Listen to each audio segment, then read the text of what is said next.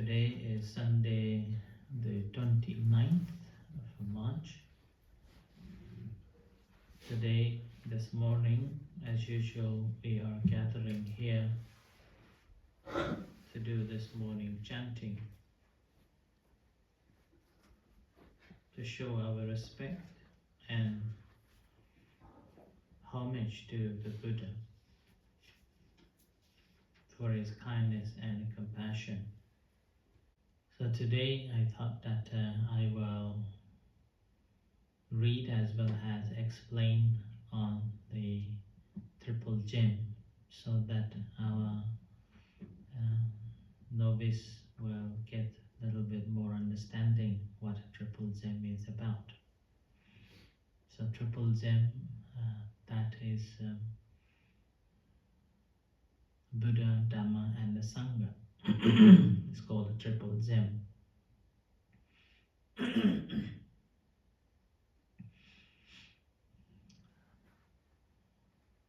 The triple, the gem of the Buddha.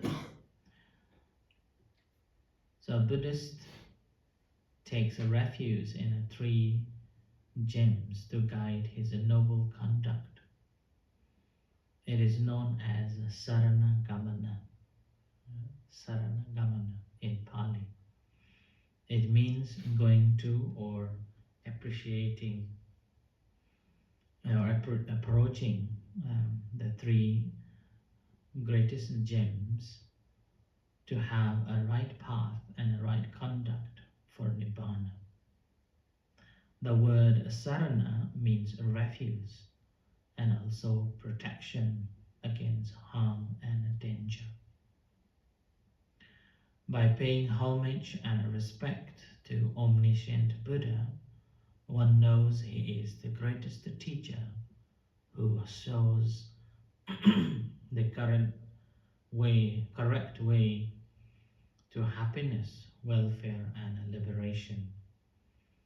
And he himself is completely pure, perfect in thought, word and deed. He is always brainless, always pure. So Buddhists bow down their heads in deep respect in front of the Buddha. And this is the reason why whenever we come this room, we always pay respect to the Buddha. The Buddha has all moral virtues worthy of homage by gods and men.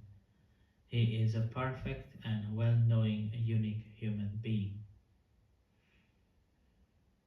So this is the basic concept of the gem of the Buddha. And gem of the Dhamma. The noble teachings of the exalted Buddha is known as the Dhamma gem in the triple gem. The homage paid to the Dhamma signifies following the teachings of the right view, right conduct, right mindfulness, so on. So this is the Eightfold Noble Path. Do you remember Eightfold Noble Path? All eight? We study? Some? How many you remember? You can say? In order? Hmm? In order? No, no need to in order. Right living, right view, right understanding, right action.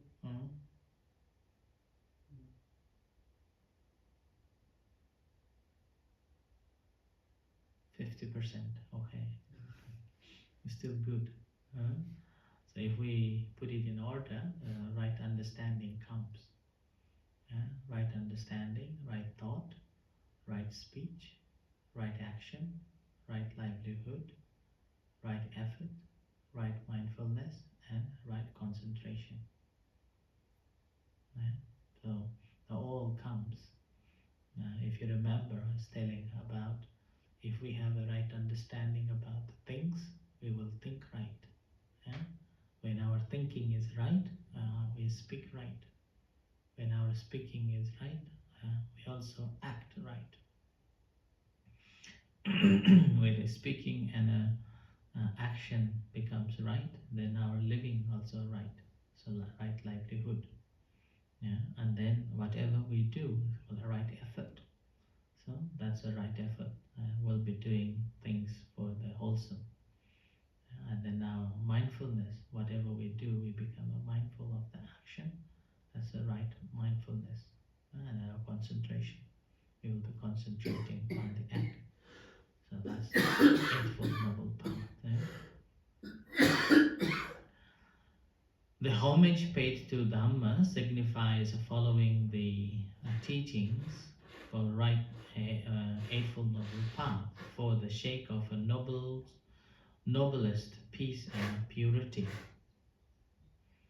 Indeed, the noble Dhamma always teaches all living beings to avoid evil, to do good, and to purify the mind. By these means of guidance, salvation from samsara is achieved, even as one of the six powers, virtues, and of Dhamma, and the Sanditiko, immediate realization, peace, and happiness is experienced here and now. Also, there are benefits of welfare in the next life. After truth realization too, immediate benefit in this life are quite certain. So this incomparable unique Dhamma saves all living beings from harm and danger. Not only does it protect those who follow the right path, but also it destroys evil and suffering. Yeah. So that's the Dhamma. So when we pay respect to the second time, we are paying respect to his teachings, the Buddha's teachings. So we can think about two teachings. One is Eightfold Noble Path, and the second is that not to do any evil, and that's not beneficial and harmful. And then the second is doing wholesome, which is good and wholesome and good and beneficial and purify the mind. So we think about these two principles in the Dhamma whenever we pay respect to the Dhamma. Right? And then the third, the gem of the Sangha. By paying homage to Sangha, even a slight wholesome deed brings great progress and welfare for such a devotee. Such a devout. For the true bhikkhus in this sasana means Buddhism, are properly ordained and their good virtue prevent danger and harm that beset mankind. With a right understanding of the virtue of Arya Sangha, defilements are destroyed in heart and mind. As such, the Triple Gem deserve full respect and homage by all right-thinking people everywhere. By taking refuge in three gems, one becomes a Buddhist. The Saranagamana declaration means one with right view will appreciate and honor the virtues of the Triple Gem. Knowledge brings wisdom, so a good Buddhist is certain to make a moral and spiritual progress by cultivating the virtues as set out by the three gems. As a result, longevity, beauty, fame, followers, etc. appear. Benefits are too many to count in detail. 5 great benefactors, moreover, bhikkhus take a noble belief in the existence of 5 great benefactors who must be honored by thought, words, and deed. For an understanding person, a good for an understanding person, a good moral life is the a basic virtue in life. So, by following the path of a virtue, by remembering the greatness of the greatest 5 One refrains from evil and does good. The five incomparables are as follows. Uh, Number one, Buddha Guno Ananto. The virtues of the Buddha are limitless, measureless. Uh, So these are the five benefactors that we should be thinking and paying respect. Um, Number two, Buddha Guno Ananto. The virtue of the Dhamma are limitless, measureless. Sangha Guno Ananto. The virtue of a Sangha are limitless, measureless. Mata Pitu Guno Ananto. The virtue of the parents are limitless, measureless. Acharya Guno Ananto. The virtue of a teachers, showers of the right way and guides are limitless and measureless.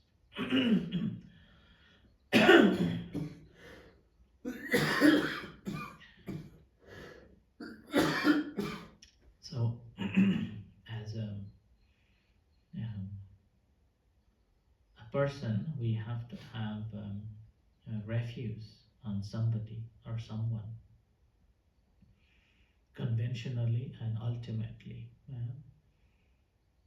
That's why when we are a child, we have parents as our refuge. And that doesn't fulfill our refuge or completion of our life. So we take Buddha, Dhamma, and Sangha as our refuge.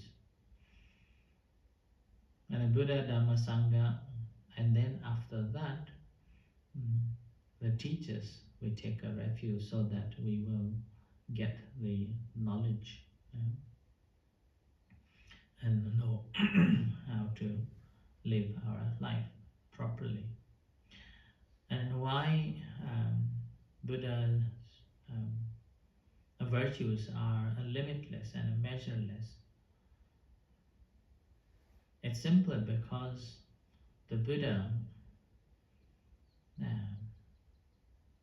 with his compassion and wisdom for the sake of suffering of humanity in a samsara and overcoming that samsara, he himself burned all the desires of lust, hatred, and delusion.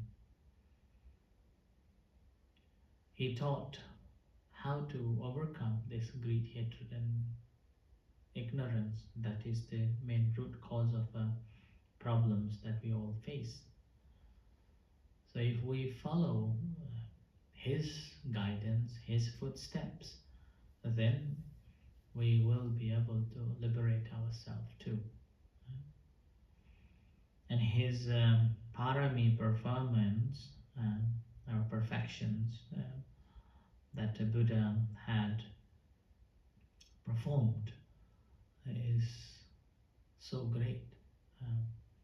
If you look at him, he could have attained liberation and free himself, but out of a compassion towards all sentient beings, our Lord Buddha, he dedicated his life after life for uncountable lives, many lives. He perfected all the perfections, starting from giving, practicing sila, and so on, simply thinking that he also would like to take all the beings be free from the suffering. So he worked hard to be enlightened so that he could help people out of trouble. So that's why Buddha's virtues are great. So he lead us to to find the path to liberate. And then for the Dhamma whoever practice in accordance with the Dhamma, which we can relate with just one thing, that is uh, not to do evil. That again saves us from having any troubles or also falling into darkness. So prevention is there. Rather, we will gain the respect, we will gain um, fame, and also is the path that helps us to revolve in a good realms. So that's why the virtue of the Buddha, the Dhamma is great and measureless, and it's also timeless. Whoever practice again, and that person will um, see the benefit of it. So that's why the virtue of the Dhamma is so great. And then the third one, the Sangha. Why Sangha virtue is great? Because they preserve the teachings of the Buddha, and they also practice according to the Buddha. And then they also help other people to learn the Dhamma, so that other people also um, will be able to understand the Dhamma and free from suffering. So Buddha is like a doctor, Dhamma is like a medicine, Sangha is like a nurse who takes care and helps. That's why the virtues are these Buddha, Dhamma, Sangha are great and measureless. And the fourth one is the virtue of a parents. Now, without the parents, we won't be here. And then parents are actually, we chose parents, not parents chose us. We chose the parents that I want to be reborn. I want to be reborn in this parents. Then we become their child, which normally people think that parents give birth to us, and then a parent gave, but actually we chose parents first. So the story, like you can relate, the Buddha, after he was reborn in the heavens, waiting for the last birth in the world to be the Buddha. So he was in the Tushita heaven, and he was requested that his time is coming to end in the heavens. Now this is the time that you have to find the place to reborn. And he surveyed, where should I reborn? And he surveyed in the world, and then he found that these parents, what are their parents' name? Buddha's parents' name?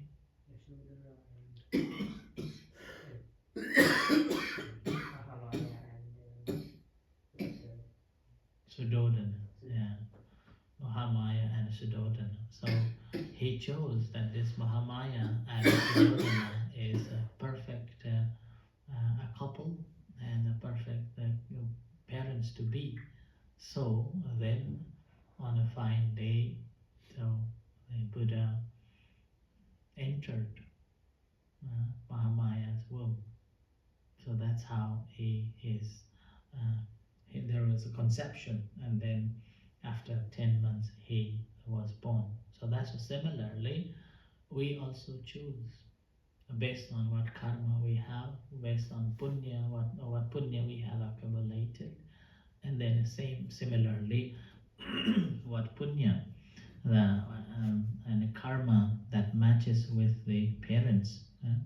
So we choose. That's why we chose from the beginning, but with a kindness and a compassion and a care, parents give birth to us. Not only give birth to us, they look after us and they provide all the facilities. And they were happy to, or they are happy to, not even sleeping when we were a little child. They were happy to look after us. And as we grow up, and they're happy to provide all the hospitality, from beddings, sheddings, food, virtue of parents are great and measureless. We cannot repay back easily. And then the fifth one, teachers are good. Teachers, the virtue of the teachers are um, limitless and measureless, simply because a good teacher always teaches us to do good things and do good things and avoid the bad things, and in the meantime find ways uh, to settle yourself, learn them or learn the skills for life. Yeah? And a good teacher not only teaches for this life, but also teaches you that whatever karma you do, it has a result and you are the heir of it. If you do good, and you will get good results in this life and hereafter in the future lives. And if you do bad, then it has consequences that will be punishing here in this life and hereafter. So that's why teachers are the one who shows the path to find real happiness. And parents are also the first teacher. And then after that, the teachers in the schools and universities, and then after that, the